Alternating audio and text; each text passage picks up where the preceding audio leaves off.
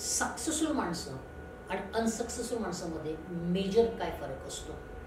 All great people, all successful people are very good readers. All leaders are very good leaders. आज मी अशी काही पुस्तकाची नावं सांगणार आहे. मी कोणत्याही सक्सेसफुल माणसाकडे बघा, हे नक्कीच त्यांच्या कबडमध्ये किंवा बुकशेल्फमध्ये 110% असणार आहे. कोणती पुस्तकं होती? मी काही नावं सांगणार आहेत आणि त्याचं थोडक्यात वर्णन करणार आहे की काय पुस्तकामध्ये कंटेंट आहे. पहिलं मी जे नाव घेणार आहे, अत्यंत पॉवरफुल स्ट्रॉंग बुक आहे प्रोडक्टिव्हिटीसाठी आणि पुस्तकाचं नाव ईट दॅट फ्रॉग. लेखक ब्रायन ट्रेसी. पॉवरफुल माणूस, जबरदस्त माणूस. काय आहे पुस्तकात? किंवा तुमच्याकडे सकाळी उठल्यावर 2 ऑप्शन असतात, कठीण काम करायचं का सोपं काम करायचं. 99% लोक सोप्या कामाकडे वळतात, पण ब्रायन ट्रेसीचं म्हणणं उलट आहे.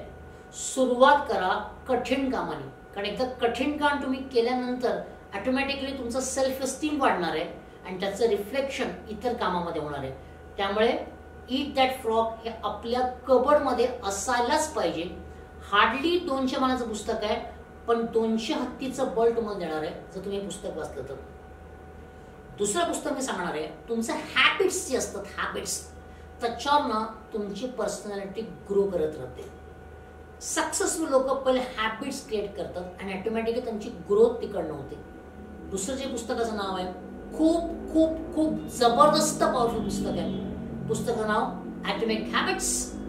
लेखक जेम्स क्लिअर. रोज 1%, 1%, येस 1% स्वतःमध्ये फरक करा. वर्षभरात खूप पटीने तुमच्यात फरक पडणार आहे. आपण काय करतो माहिती आहे का? मेजर फरक करण्याचा प्रयत्न करतो आणि त्यामुळे कुठेतरी आपण गटांगळे खातो. तो म्हणतो 1% रोज फरक करा. It will take your life to different level all together. आणि तिसरं पुस्तक जे म्हणजे तुमच्या कन्सिस्टन्सीवरती, कोणतीही गोष्ट ही कन्सिस्टन्सी डिपेंड. एखादी गोष्ट सातत्याने कंटिन्युअस तुम्ही किती करता न चुकता याच्यावर डिपेंड असते. कन्सिस्टन्सीवरती एकदम भारी बुक, एकदम भारी बुक, आणि ते म्हणजे द कंपाऊंड इफेक्ट. लेखक डॅरन हार्डी. एक सुंदर उदाहरण द्यावंसं वाटतं.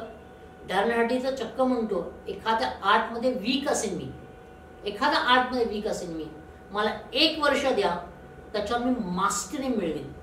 मी त्याला विचारला प्रश्न की तू असं का म्हणतो? तो म्हणजे सिंपल गोष्ट आहे, सतत सातत्याने मी ती गोष्ट करेन आणि त्याच्यावर ऑटोमॅटिकली माझा कमांड येईल, कारण त्याच्यावरती कॉन्फिडन्स वाढणार आहे. ही 3 पुस्तकं नक्कीच तुमच्या कबडमध्ये, बुकशेल्फमध्ये असायलाच पाहिजे.